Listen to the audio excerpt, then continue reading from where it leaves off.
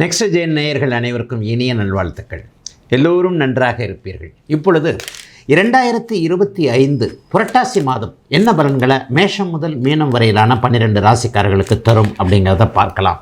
பெரிய ஏதாவது மாற்றங்கள் இருக்கா அப்படின்னு பார்த்தீங்கன்னா, இந்த முறை இந்த புரட்டாசி மாத பிற்பகுதியில் புதனுடைய மாற்றம் மற்றும் சுக்கிரனுடைய மாற்றம், இந்த 2 மாற்றங்கள் தான் பெரிய. ஏன்னா ரெண்டுமே மாதாந்திர கிரகங்கள் தான்.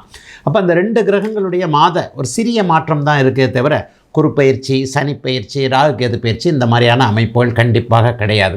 இந்த 2 மாற்றங்களும் ஏதாவது கெடுதலை கொடுத்துருமா அப்படின்னு பார்த்தீங்கன்னா கண்டிப்பாக கிடையாது. என்ன அப்படின்னு பார்த்தீங்கன்னா, புதன் குருவின் பார்வையில் வர்றார். சுக்கிரன் நீச்சமாக இருந்தாலும் கூட அது ஒரு நிலையில் பெரிய சோதனைகளை கண்டிப்பாக சுக்கிரனுடைய ராசி, சுக்கிரனுடைய நட்புகள், சுக்கிரனுடைய தசாபக்தி அமைப்புகளை சேர்ந்தவர்களுக்கு பெரிய சோதனைகளை கொடுக்க போகிறதில்ல. ஆக இப்பொழுது ஒரு முக்கிய அமைப்பு, அதை விட பெருசு என்னென்னா, செவ்வாய் மாதம் முழுவதும் குருவின் பார்வையில் இருக்க, மாதத்தின் பிற்பகுதியில் புதன் குருவின் பார்வையில் வர, இந்த செவ்வாயுடைய ராசிகள் மற்றும் புதனுடைய ராசிகளில் பிறந்தவர்கள் எல்லாருக்குமே நல்ல பலன்கள் மற்றும் புதன் தசை, செவ்வாய் தசை, செவ்வாய் புக்தி, புதன் புக்தி இவைகள் நடக்கக்கூடிய அமைப்புகளில் நல்ல மாற்றங்கள், நல்ல முன்னேற்றங்கள், எல்லோருக்குமே நல்ல விதமான ஒரு அத்தனை அமைப்புகளும் இருக்கக்கூடிய ஒரு புரட்டாசி மாதம் நல்ல மாதமாக தாங்க இருக்குது. இப்போது மேஷம் முதல் மீனம் வரையிலான 12 ராசிக்காரர்களுக்கு இந்த புரட்டாசி மாதம் என்ன விதமான நல்ல அல்லது சாதகமற்ற தன்மைகளை தரும் அப்படிங்கிறத பார்த்தலாம். ரிஷபராசிக்காரர்களுக்கு இது ஒரு நல்ல மாதம்னு சொல்வேன். மாதத்தின் முற்பகுதி முழுக்க 5ஆம் அதிபதியான புதன் ஆட்சியோடு இருக்கிறார். அதற்கு பிறகு அவர் 6ஆம் இடத்திற்கு மாறினாலும் குருவின் பார்வையில் இருக்கிறார்.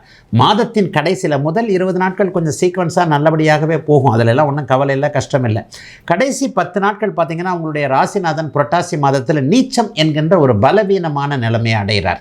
கடைசி 10 நாட்களில் நீச்சம் என்கின்ற பலவீனமான நிலைமை, அந்த நீச்சம் பலவீனமான நிலைமையாக இருந்தாலும் கூட அவர் சனியின் பார்வையில் வர்றதுனால கொஞ்சம் குழப்பங்கள் இருக்கும். அப்போ புரட்டாசி மாதத்தின் முதல் 3 வாரங்களுக்குள்ள எல்லாம் சுறுசுறுப்பாக நடப்பதைப் போல ஒரு தோற்றம் இருந்தாலும் கூட பிற்பகுதியில் புரட்டாசி மாதம் 20ஆம் தேதிக்கு பிறகு கடைசி 10 நாட்கள் சுக்கிரன் நீச்சம் என்கின்ற நிலைமை அடைந்து பாபத்துவம் என்கின்ற சனியின் பார்வையை பெற்றிருப்பதால் அவரவருடைய வயதிற்கு தகுந்தாற் போல கடன் பிரச்சனை, நோய் பிரச்சனை, அல்லது வருமானங்கள் சரியாக இல்லை, தொழில் ரீதியிலான இந்த ஏமாற்றம், முக்கியமாக பெண்வழி, ஆணுக்கு பெண்ணாலும் பெண்ணுக்கு ஆனாலும் கொஞ்சம் மனக்குழப்பங்கள் வரக்கூடிய தன்மைகள் கடைசி 10 நாள் தான்.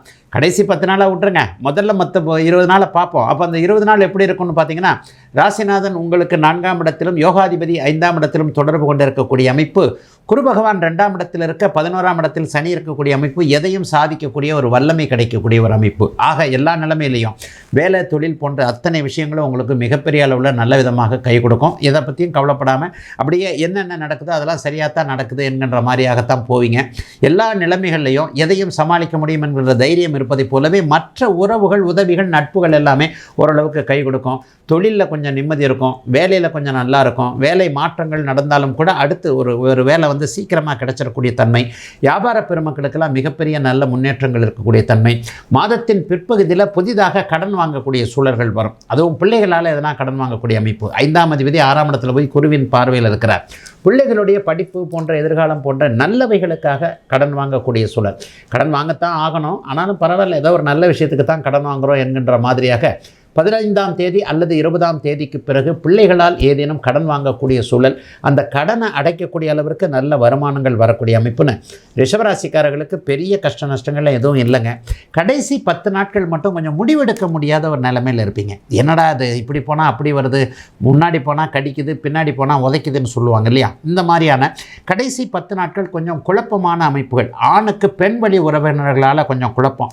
சித்தி, பெரியம்மா, அத்தை, அம்மா, தங்கச்சி, அக்கா, தன்னுடைய மகள், தன்னுடைய மனைவி போன்ற அமைப்புகள். பெண்ணிற்கு அப்படியே ஆனால் ஒரு மாதிரியான குழப்பங்கள் வரக்கூடிய அமைப்புகள் கடைசி இறுதியாக ஒரு 10 நாட்களில் சுக்கிரனுடைய நீச்சத்தினால வரும். அதையும் பரவாயில்ல, மற்ற கிரகங்கள் வலுவாக இருக்கிறதுனால ரிஷபராசிக்காரர்கள் எதையும் சமாளித்து கொள்ளக்கூடிய தன்மையில் இருக்கக்கூடிய பெரிய கஷ்ட நஷ்டங்கள் எதுவும் வராத சாதகமான மாதமாகவே அமைந்திருக்குதுங்க இந்த புரட்டாசி மாதம்.